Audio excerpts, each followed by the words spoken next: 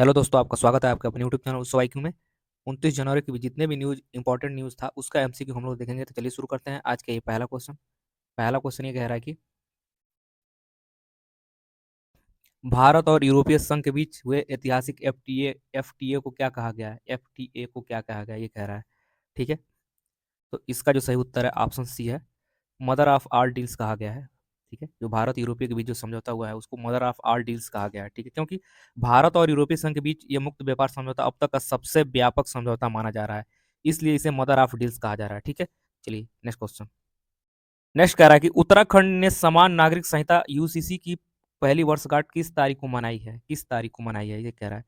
तो इसका जो सही उत्तर है ऑप्शन सी होगा, 27 जनवरी को मनाया गया है उत्तराखंड में। ठीक है, उत्तराखंड भारत का पहला राज्य है जिसने समान नागरिक संहिता यूसीसी लागू किया और 27 जनवरी को इसी इसकी पहली वर्षगांठ मनाई गई। ठीक है, तो इसलिए ऑप्शन सी सही होगा। ठीक है, चलिए नेक्स्ट।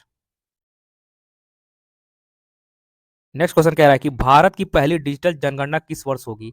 तो जाहिर सी बात है, भारत की पहली डिजिटल जनगणना जो है 2027 में होगी। ठीक है, चलिए नेक्स्ट।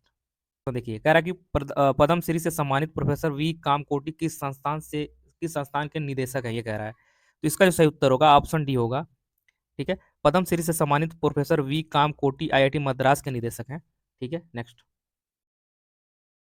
नेक्स्ट क्वेश्चन कह रहा है कि हिंडाल्को इंडस्ट्री ने किस राज्य में 2.3 अरब डॉलर की एल्यूमिनियम स्मेल्टर्स परियोजना घोषित की है? ठीक है, तो इसका जो सही उत्तर होगा ऑप्शन सी होगा। ठीक है, क्योंकि हिंडाल्को इंडस्ट्री ने उड़ीसा में 2.3 अरब अरब डॉलर की एल्यूमिनियम स्मेल्टर विस्तारित परियोजना घोषित की है। ठीक है, तो इसका जो सही उत्तर होगा ऑप्शन सी होगा। चलिए नेक्स्ट क्वेश्चन। नेक्स्ट क्वेश्चन कह रहा है कि दिल्ली सरकार ने MSME के बिना गारंटी ऋण देने हेतु किस संस्था के साथ MOU किया है, ये कह रहा है। ठीक है, तो इसका जो सही उत्तर होगा ऑप्शन सी होगा, CGTMSE। ठीक है, दिल्ली सरकार ने MSME को 10 करोड़ तक बिना गारंटी ऋण देने हेतु CGTMSE से समझौता किया है। ठीक है, चलिए नेक्स्ट क्वेश्चन। नेक्स्ट क्वेश्चन कह रहा है कि इंडिया एनर्जी वीक 2026 के चौथे संस्करण का उद्घाटन किसने किया है? चौथे संस्करण का उद्घाटन किसके द्वारा किया गया है? तो इसका जो सही उत्तर है ऑप्शन सी होगा, नरेंद्र मोदी के द्वारा किया गया है। इंडिया एनर्जी वीक 2026 के चौथे संस्करण का वर्चुअल उद्घाटन प्रधानमंत्री नरेंद्र मोदी ने किया है। ठीक है, तो इसका राइट उत्तर होगा ऑप्शन सी होगा। चलिए नेक्स्ट क्वेश्चन। नेक्स्ट क्वेश्चन ये कह रहा है कि भारत रंग महोत्सव के 25वें संस्करण का विषय क्या था? तो इसका जो सही उत्तर दिया है ऑप्शन सी होगा, डायलॉग ऑफ कल्चर था।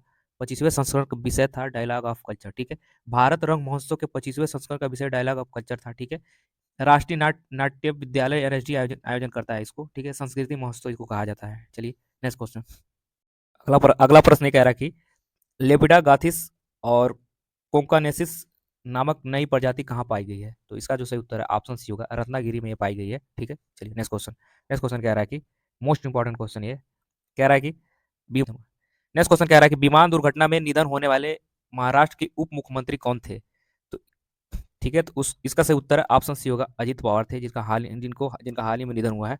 ठीक है, नेक्स्ट क्वेश्चन। नेक्स्ट क्वेश्चन कह रहा है कि नीति आयोग ने किस अभियान के दूसरे चरण की शुरुआत की है? कह रहा है किस अभियान के दूसरे चरण की शुरुआत की है? तो इसका जो सही उत्तर है ऑप्शन बी होगा, संपूर्णता अभियान नीति आयोग के द्वारा शुरू किया गया है। ठीक है, चलिए नेक्स्ट क्वेश्चन देखिए। अगला प्रश्न कह रहा है कि एनसीसी PM रैली 2026 का विषय क्या था? ठीक है, एनसीसी PM रैली 2026 का विषय क्या था, ये पूछ रहा है।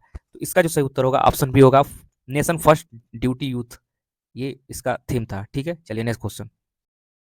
अगला प्रश्न ये कह रहा है कि प्रधानमंत्री मत्स्य संपदा योजना के तहत स्मार्ट मत्स्य बंदरगाह कहाँ स्वीकृत हुआ है? कह रहा है कि कहाँ से स्वीकृत हुआ है? तो इसका जो सही उत्तर है ऑप्शन सी, माया बंदर में स्वीकृत हुआ है। ठीक है, चलिए और आज का आखिरी क्वेश्चन देख लीजिए। आखिरी क्वेश्चन ये कह रहा है कि BSNL ने जनवरी 2026 में कौन सी राष्ट्रव्यापी सेवा शुरू की है? कौन सी राष्ट्रव्यापी सेवा शुरू की है? तो इसका जो सही उत्तर होगा